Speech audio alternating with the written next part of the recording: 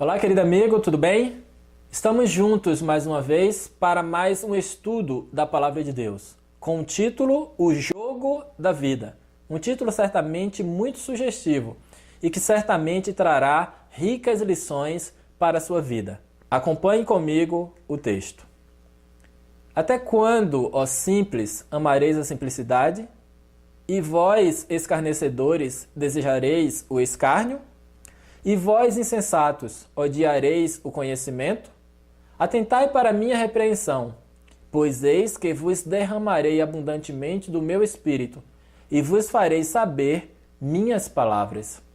Entretanto, porque eu clamei e recusastes, e estendi a minha mão, e não houve quem desse atenção, antes rejeitastes todo o meu conselho, e não quisestes a minha repreensão, também de minha parte eu me rirei na vossa perdição e zombarei em vindo o vosso temor. Vindo o vosso temor como a assolação e vindo a vossa perdição como uma tormenta, sobrevirá a vós aperto e angústia. Então clamarão a mim, mas eu não responderei. De madrugada me buscarão, porém não me acharão. Porquanto odiaram o conhecimento e não preferiram o temor do Senhor. Não aceitaram o meu conselho e desprezaram toda a minha repreensão. Portanto, comerão do fruto do seu caminho e fartar-se-ão dos seus próprios conselhos, porque a comodidade dos simples os matará e a prosperidade dos tolos os destruirá. Mas o que me der ouvidos habitará em segurança e estará livre do temor do mal. Provérbios capítulo 1, versos 22 a 33. Este texto fala dos simples e dos insensatos ou tolos. Eles não dão ouvidos à repreensão de Deus. Não querem o conhecimento que vem de Deus. Os simples preferem a comodidade e os tolos a prosperidade.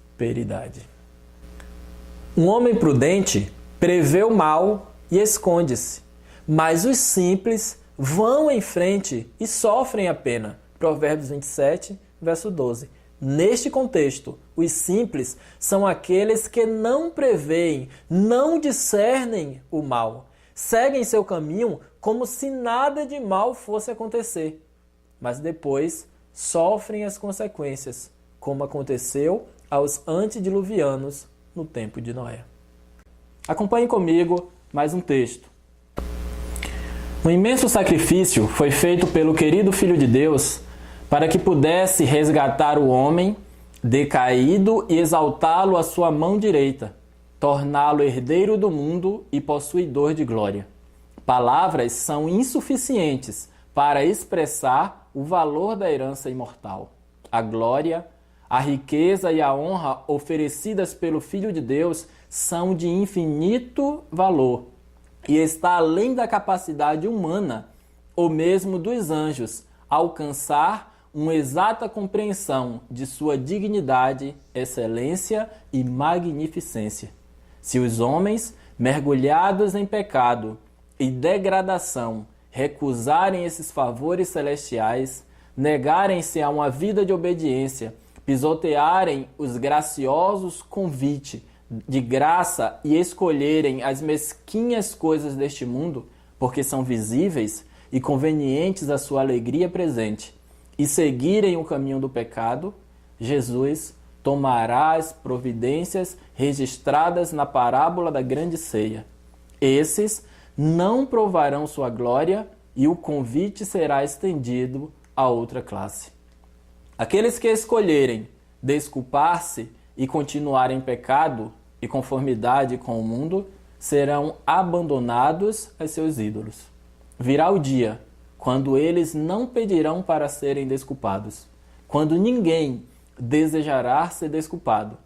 Quando Cristo vier em sua glória e na glória de seu Pai, com todos os anjos em cortejo, escoltando e com vozes de triunfo, enquanto melodias encantadoras soarem aos ouvidos. todos então estarão interessados. Não haverá nenhum espectador indiferente. Especulações não absorverão a mente. Os mesquinhos pilares de ouro que haviam enfeitiçado seus olhos não são mais atraentes. Os palácios que homens orgulhosos construíram e que foram seus ídolos foram abandonados com aversão e desgosto. Ninguém pleiteia mais por suas terras, bois, pela esposa recém-casada, com razão para ser desculpado de partilhar da glória que irrompe diante de sua atônita visão. Todos a desejam agora, mas sabem que não é para eles. Em séria e angustiante oração, clamam para que Deus não os abandone. Os reis, os poderosos, os altivos, os orgulhosos, os homens comuns, semelhantemente se curvam sob a pressão do pesar, da desolação, da miséria inexprimível. Orações angustiosas escapam de seus lábios. Misericórdia, misericórdia. Salvem-nos da ira de um Deus ofendido. Uma voz lhes responde com terrível distinção, austeridade e majestade. Mas por que clamei e vós recusastes? Porque estendi a minha mão e não houve quem desse atenção? Antes rejeitaste todo o meu conselho e não quiseste a minha repreensão, também eu me rirei na vossa calamidade e zombarei quando vier o vosso temor. Provérbios 1, 24 a 26. Nesse tempo, reis e nobres, poderosos e pobres e homens comuns, semelhantemente, clamarão muito amargamente. Aqueles que nos dias de sua prosperidade desprezaram a Cristo e seus humildes seguidores, homens que não se curvaram a Cristo, que odiaram sua desprezada cruz, estão agora prostrados no lamaçal. Sua grandeza os deixou de vez, e eles não hesitam em prostrar-se por terra aos pés dos santos. Então, compreendem com terrível amargor que estão comendo do fruto que eles mesmos plantaram e estão cheios de suas próprias artimanhas. Em sua pretensa sabedoria, voltaram os olhos da eterna e sublime recompensa.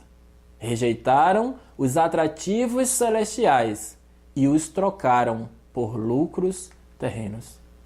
O resplendor e o falso brilho terreno os fascinaram e em sua suposta inteligência tornaram-se tolos. Eles exultaram na prosperidade mundana, pensando que suas vantagens terrenas eram tão grandes que poderiam, através delas, recomendar-se a Deus e assegurar o céu. Querido amigo, esse texto fala de um grupo de pessoas que se apegaram às coisas deste mundo, colocaram o coração nas coisas deste mundo, ao passo que rejeitaram todos os planos, todos os propósitos, todas as bênçãos dispensadas por Deus, para que pudessem gozar da vida eterna, das bênçãos que o Senhor preparou para os seus filhos.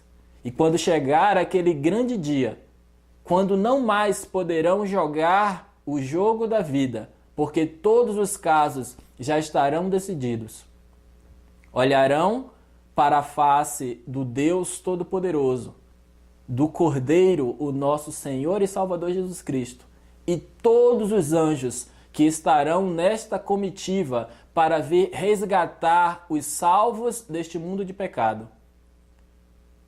E não haverá mais tempo para um preparo. Não haverá mais tempo para então buscarem essa preciosa salvação que o Senhor nos concede ainda hoje. Então, este é um tempo de reflexão para a nossa vida. Em que grupo de pessoas você está se enquadrando? Nos simples? Nos tolos? que amam a prosperidade, que amam a comodidade? Atente para o momento em que estamos vivendo. Preste atenção nos conselhos e advertências que o Senhor Deus tem trazido à sua vida. Note esta ilustração. O mundo todo está dentro de um grande barco, descendo a correnteza do rio, mas não enxergam o perigo à frente. Todos ali gozam da festa, da segurança do barco, né, de estar ali entre os amigos, curtindo a vida, e não se apercebem do que vem à frente. Mas observe, depois da curva do rio, vão perceber que o barco irá cair na foz, isto é, na garganta do diabo. Querido amigo, esta é a triste realidade que se encontra ao nosso mundo. Todos correndo atrás de trabalho, casamento, família, curtindo a vida da melhor forma que é possível, mas se esquece que logo ali à frente está então a foz, a garganta do diabo, onde muitos que não estão atentos para o momento em que estão vivendo irão cair. Então é possível para você ainda hoje pular fora deste barco que é o mundo, para que não venha se perder juntamente com todos. Logo depois da parábola dos convidados, relatada em Lucas 14, versos 15 a 24, Jesus fala do preço do discipulado. E ele diz: se alguém vier a mim e não aborrecer a seu pai e mãe e mulher e filhos e irmãos e irmãs, e ainda também a sua própria vida, não pode ser meu discípulo. E qualquer que não levar a sua cruz e não vier após mim, não pode ser meu discípulo. Lucas 14, versos 26 e 27. Assim, pois, qualquer de vós que não renuncia a tudo quanto tem, não pode ser meu discípulo. Lucas 14, verso 33. Quem ama o pai ou a mãe mais do que a mim, e quem ama o filho ou a filha mais do que a mim, não é digno de mim. E quem não toma a sua cruz e não segue após mim, não é digno de mim. Quem achar a sua vida, perdê-la-á. E quem perder a sua vida, por amor de mim, achá-la-á. Mateus 10, versos 37 a 39. Jesus diz ainda: se alguém quiser vir após mim, negue-se a si mesmo e tome a sua cruz e siga-me. Porque qualquer que quiser salvar a sua vida, perdê-la-á. Mas qualquer que perder a sua vida por amor de mim e do Evangelho, esse a salvará. Marcos 8, verso 34 e 35. Ele diz ainda: lembrai-vos da mulher de Ló. Qualquer que procurar salvar a sua vida, perdê-la-á. E qualquer que a perder, salvá-la-á. Lucas 17, versos 32 e 33. O que Cristo quis então dizer com achar ou salvar a vida? No contexto dos versos anteriores, achar a vida é não satisfazer as condições do discipulado, ou seja, é deixar de levar a própria cruz, é deixar de negar-se a si mesmo, é não morrer para o eu, não abandonar os ídolos acariciados, é amar mais o mundo do que a Deus, como fez a mulher de Ló. É querer a comodidade como fazem os simples e a prosperidade como fazem os tolos. O verdadeiro discípulo não viverá para gratificar o amado eu, mas para Cristo e para o bem de seus pequeninos irmãos. Ele deve sacrificar sua comodidade, seus prazeres, seu conforto, sua conveniência, sua vontade e seus desejos egoístas por amor à causa de Cristo, ou nunca reinará com ele em seu trono. Que texto importante! Eu vou repetir para que fique bem claro para todos nós. O verdadeiro discípulo não viverá para gratificar o amado eu, mas para Cristo e para o bem de seus pequeninos irmãos. Ele deve sacrificar sua comodidade, seus prazeres, seu conforto, sua conveniência, sua vontade e seus desejos egoístas, por amor à causa de Cristo, ou nunca reinará com ele em seu trono. Então, qual deve ser a motivação para tomarmos a nossa cruz? Atente para os seguintes versos. Por amor de mim e do Evangelho. Marcos 8, verso 35. Se me amais, disse Jesus, guardareis os meus mandamentos. João 14, verso 15. Por amor de ti, somos entregues à morte todo o dia. Romanos 8, verso 36. Quem tem o Filho, tem a vida. Quem não tem o Filho de Deus, não tem a vida. Examinai-vos a vós mesmos, se permaneceis na fé. Provai-vos a vós mesmos. Ou não sabeis quanto a vós mesmos que Jesus Cristo está em vós? Se não é que já estáis reprovados. 2 Coríntios 13, verso 5. Ter o Filho de Deus na vida é relacionar-se com Cristo a tal ponto que o cristão passa a absorver a natureza divina de Jesus. O Espírito de Cristo domina todo o ser. Quando alcançou este estágio, Paulo, que passou a amar verdadeiramente a Cristo, ao ponto de viver em completa comunhão com Ele, em Gálatas 2, versos 19 a 20, ele afirma: já estou crucificado com Cristo. Logo, já não sou eu quem vive, mas Cristo vive em mim.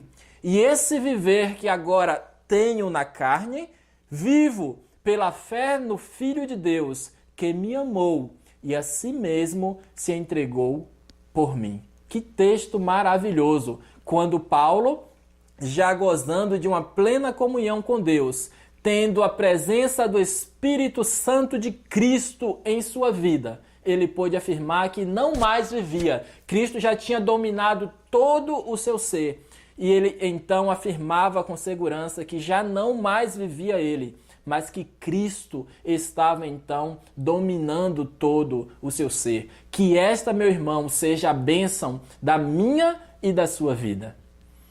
O que acontecerá então com aqueles que não querem que Cristo reine sobre eles? Voltando então agora à parábola dos convidados, atente.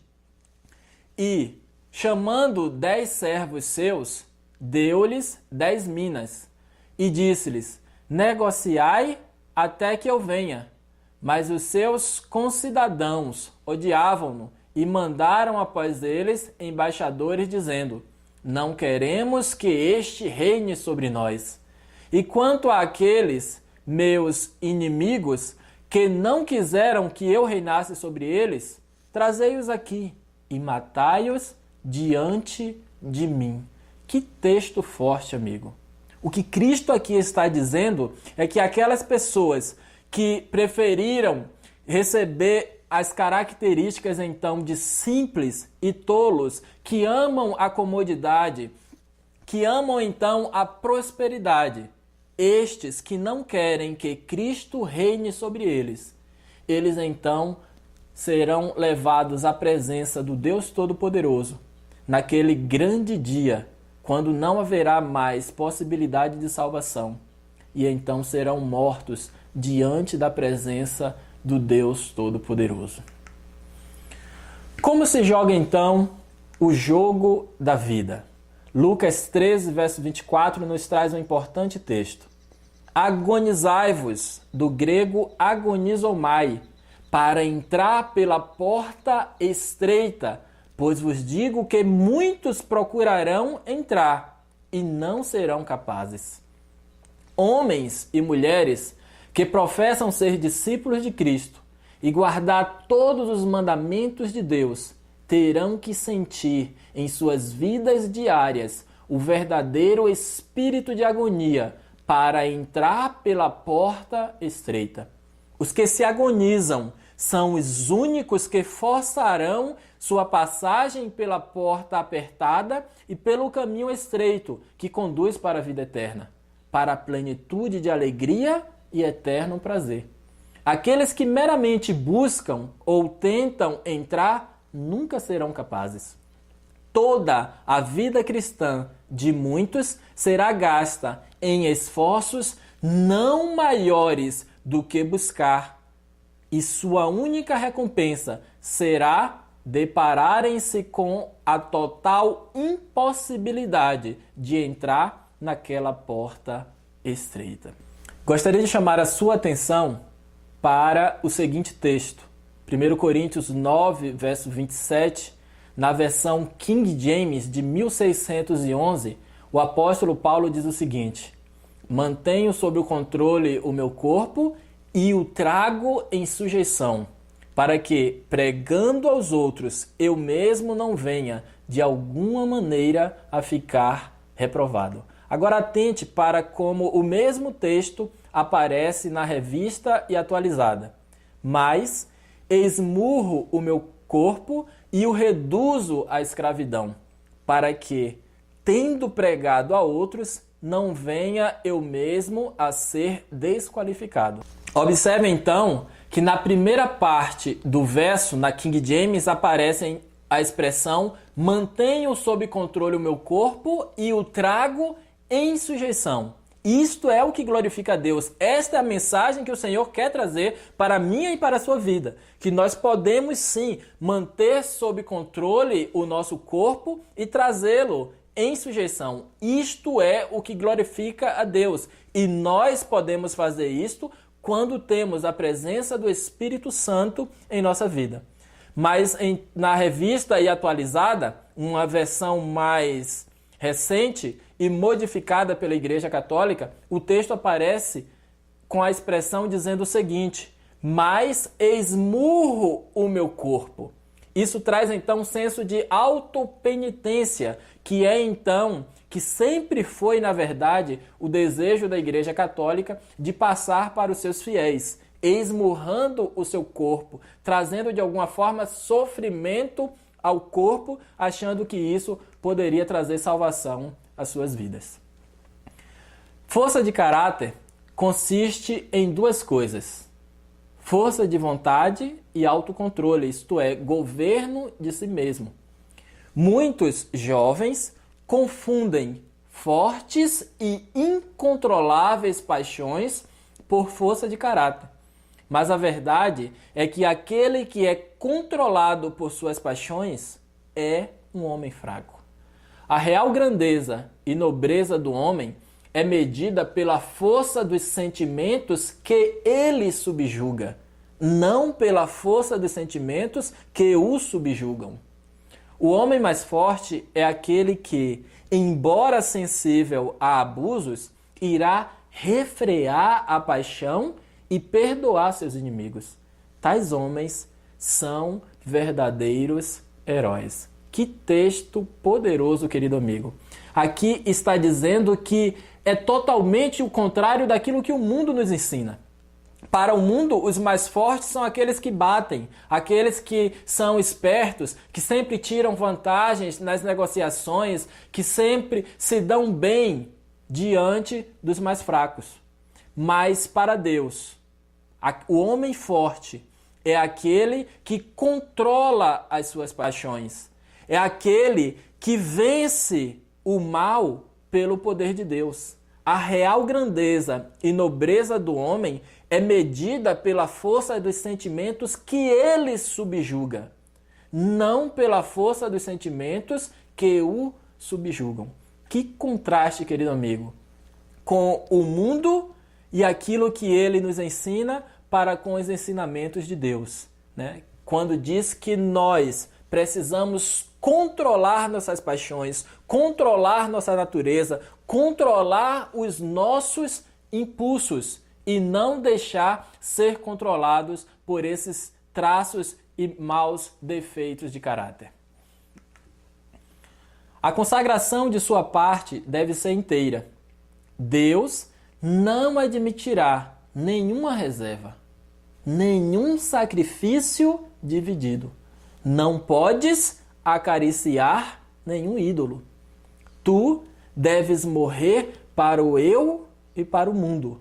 Renove sua consagração a Deus diariamente. A vida eterna é digna de um esforço incansável, perseverante e por toda a vida. Querido amigo, que contraste, então, o conselho de Deus diante de um mundo que diz que nós não podemos vencer o pecado, que nós não precisamos lutar pela salvação porque Cristo já fez tudo por nós. O texto nos diz claramente que nós precisamos morrer para o eu e para o mundo, que nós precisamos renovar a nossa consagração a Deus diariamente. E nos diz mais, que a vida eterna é digna de um esforço incansável, perseverante e por toda a vida. Que esforço você tem feito para alcançar a salvação em Cristo Jesus? Fica a reflexão para a sua vida. Sua energia e perseverança em aperfeiçoar um caráter cristão deveriam ser tão maiores do que a demonstrada em qualquer outro empreendimento, quanto as coisas da eternidade são de maior importância que os assuntos temporais. Querido amigo, eu gostaria de convidar você à seguinte reflexão. Você que se dedica muito ao seu trabalho, ao seu comércio, suas negociações, sua família,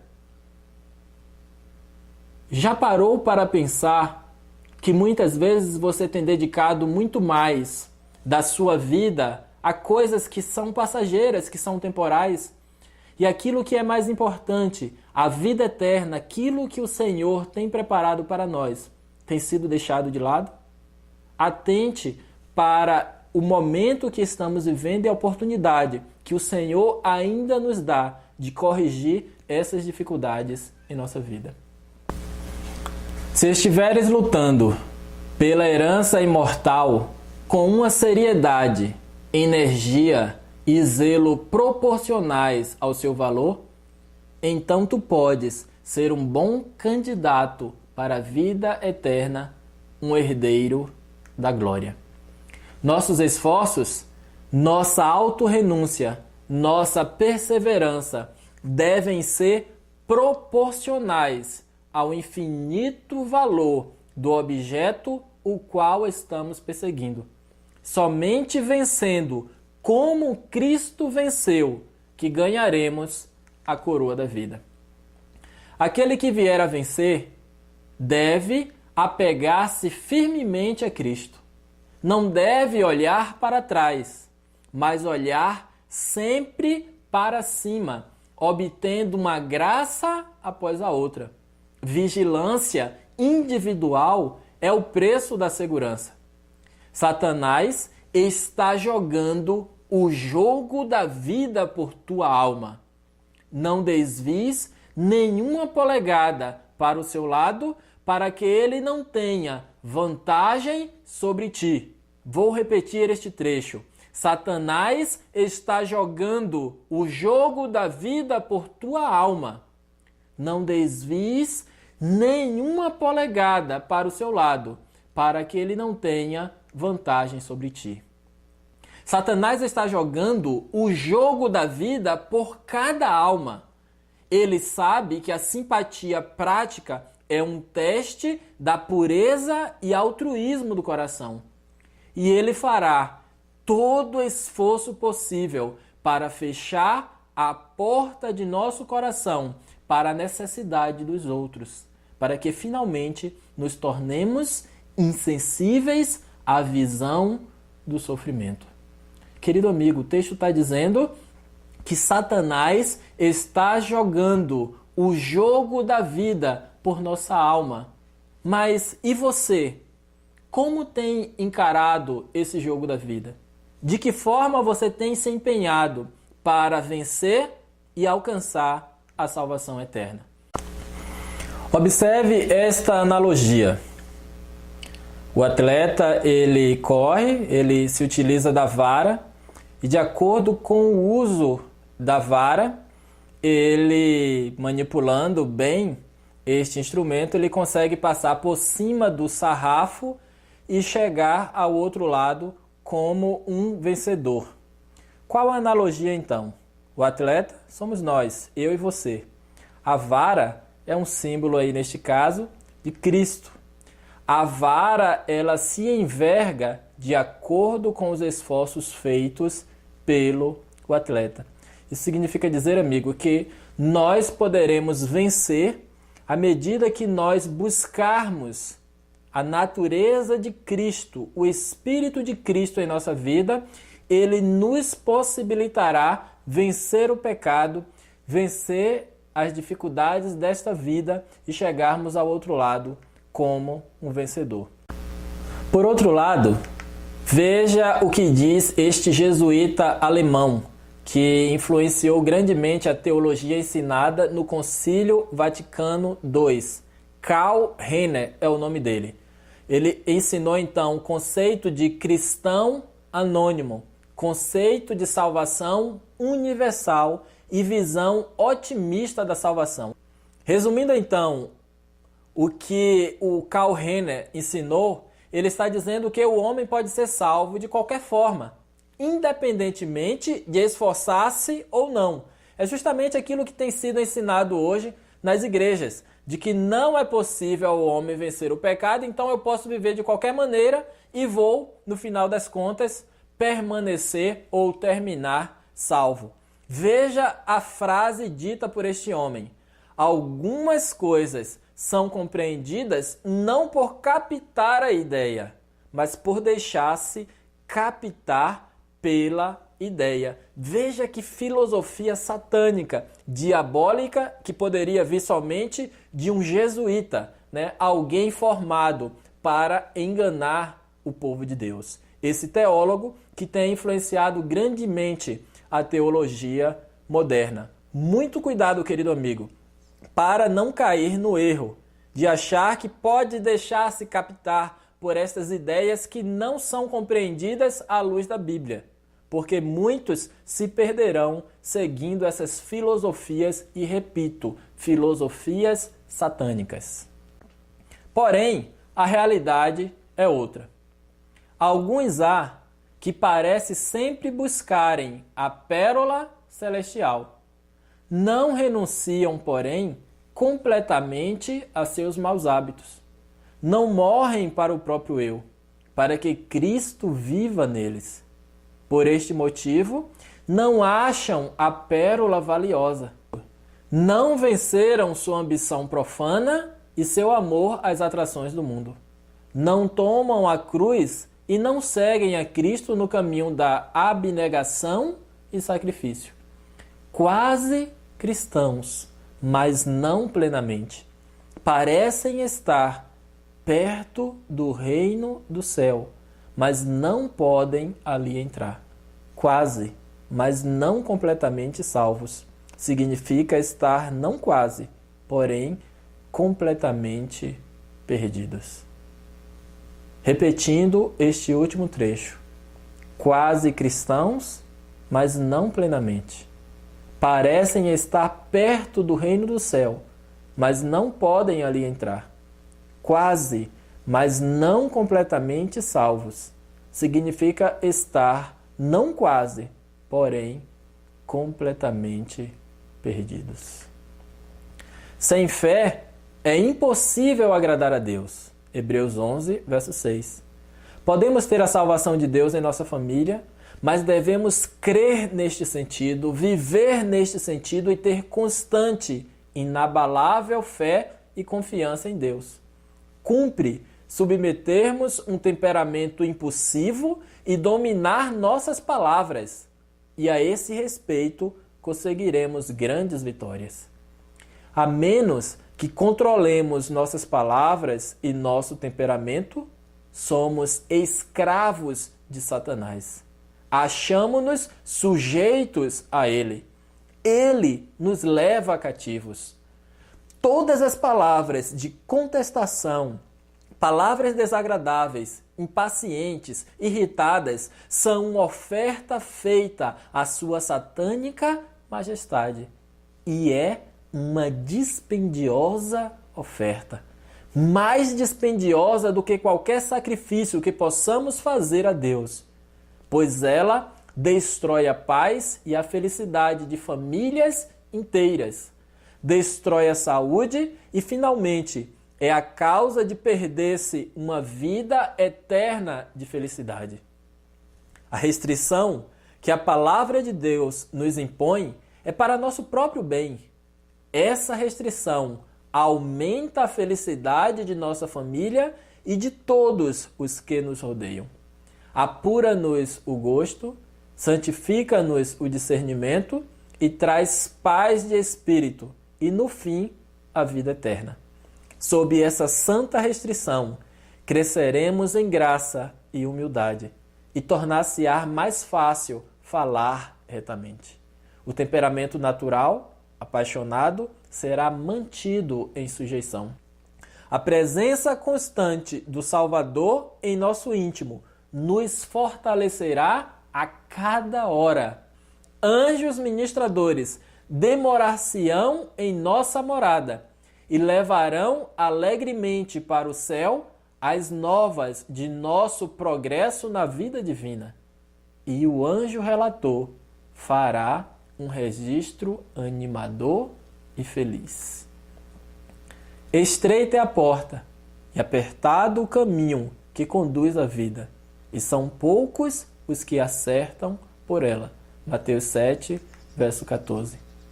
Irmãos, quanto a mim, não julgo havê-lo alcançado, mas uma coisa faço, esquecendo-me das coisas que para trás ficam e avançando para as que diante de mim estão, prossigo para o alvo, para o prêmio da soberana vocação de Deus em Cristo Jesus. Eu gostaria, queridos, de dar uma pausa e fazer uma reflexão deste verso com você.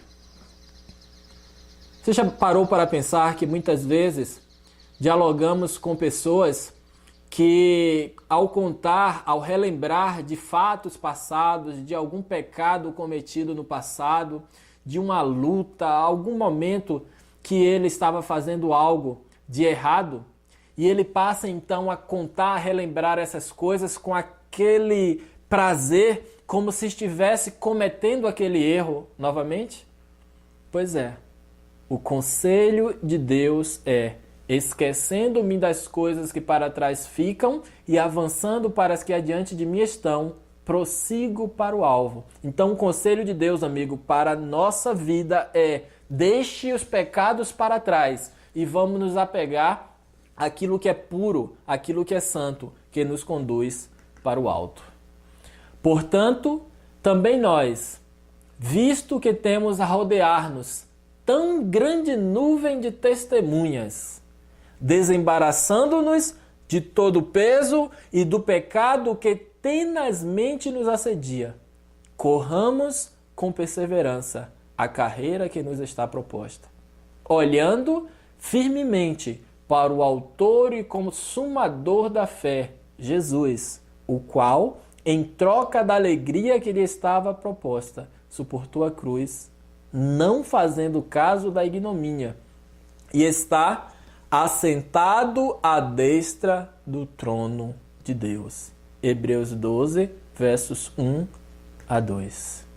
Então, querido amigo, este é o jogo da vida. Correi de tal maneira que o alcanceis. 1 Coríntios 9, verso 24. Busque a Deus com mais sinceridade de coração, com mais vontade de vencer o pecado, deixando de lado as filosofias vãs que têm sido ensinadas hoje nas igrejas, de que não é possível ao homem vencer o pecado. Mas, querido amigo, eu gostaria de deixar muito claro para você. Paulo, escrevendo aos Hebreus, ele disse que sem a santificação ninguém verá a Deus. E a única forma de vencermos o jogo da vida é alcançando a santificação que o Senhor espera de cada um de nós.